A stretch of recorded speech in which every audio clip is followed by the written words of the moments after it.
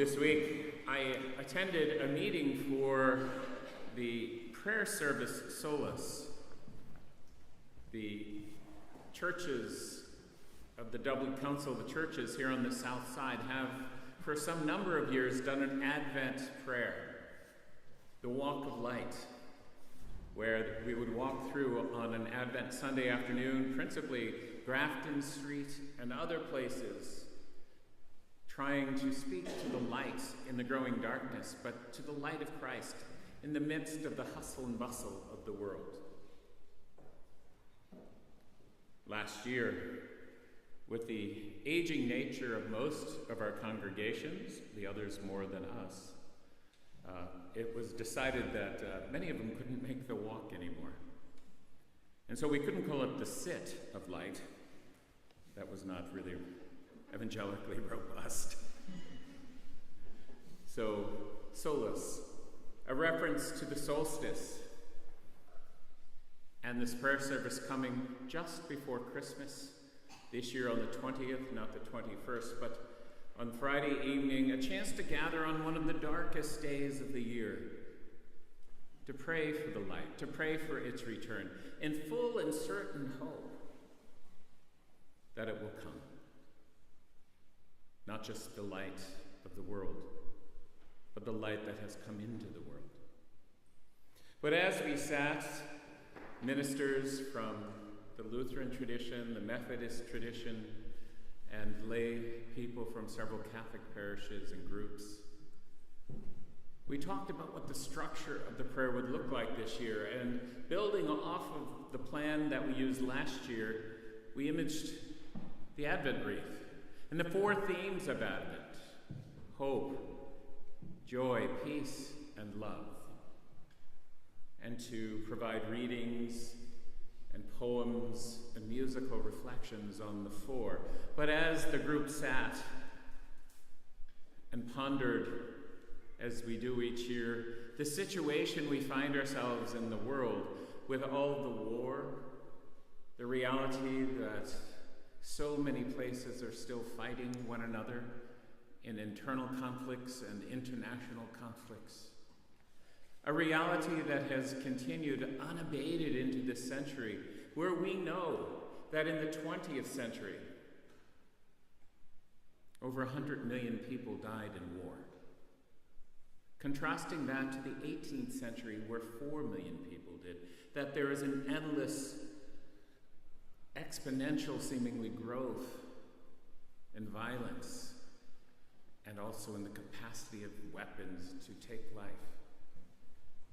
and a growing callousness, it seems, towards the sanctity and the dignity of each and every life. So pondering that, pondering the impact on the world of climate change and the rising levels of the sea and the warming of the Atlantic Ocean, and the increasing difficulties, especially those people who live at low-lying lands and those who have no means to protect themselves, the difficulties they're encountering, talking about the issues of food and the number of people each year, each day, that die from starvation, and those that live with malnutrition, even though we know we have plenty of food. We just don't have the will to get it to the people who are hungriest and most in need. Pondering these difficulties,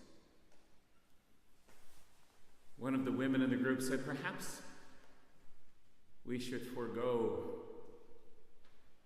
joy and love and just concentrate on hope and peace. And I said, not funnily, I don't think we can get rid of joy and love. Not in Advent. And they said, well, of course not get rid of it, but focus on the others. I said, not if we're using the four themes of Advent as identified by the candles on the wreath. Let's do something else, which is how the whole thing has morphed and will be different this year. But it is interesting. We recognize that the world in which we live sometimes looks very close to the world as described by Daniel and even Jesus here in this passage in Mark. that there are trials and tribulations and there are difficult times, and we know that people across the centuries have tried to identify, is this the moment? Is this the moment he's coming? Is this the moment? And that we do know that there are difficulties that confront us as peoples and as a world, and that there will be a moment when all of creation seems to come to an end. A time of great distress, as we read in Daniel. A time when the sun will be dark and the moon lose its brightness and the stars come falling from the heavens, as we hear Jesus saying.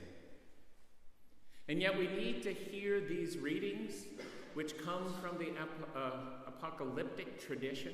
We need to see them not as threats or as impending doom, but as statements of hope, of a fulfillment of the promise. That each of the first and the third readings we have today, Daniel and Mark, speak of two ends.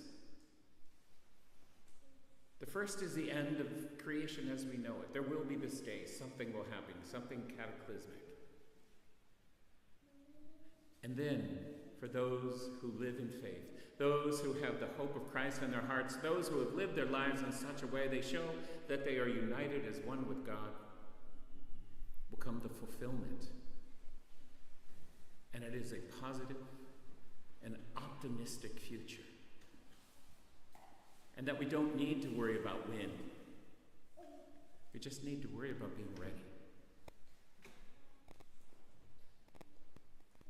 As we journey through the end of our church year, as the world grows darker physically,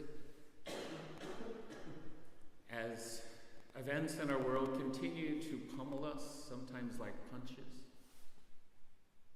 the question for us as Christians is, when we hear these readings, when we think of what Christ has promised us, do we believe that we are participating in, that we are members of the body of Christ, whose victory is already won?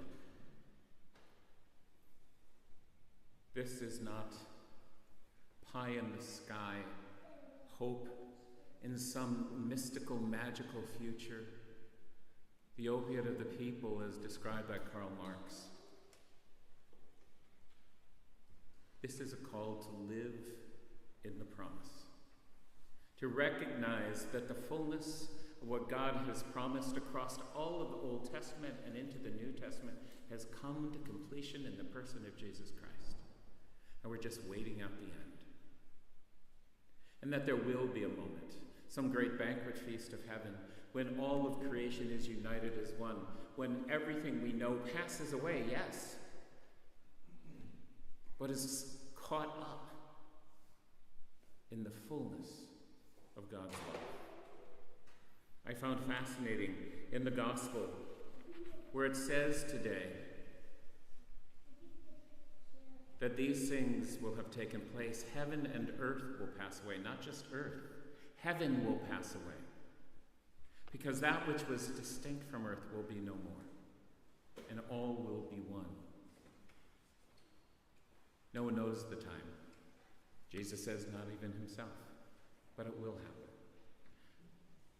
The challenge for us is to live lives of hope, not just bear it in our hearts, to be living reminders of that love of God which has transformed us in such a way that others come to know God more fully.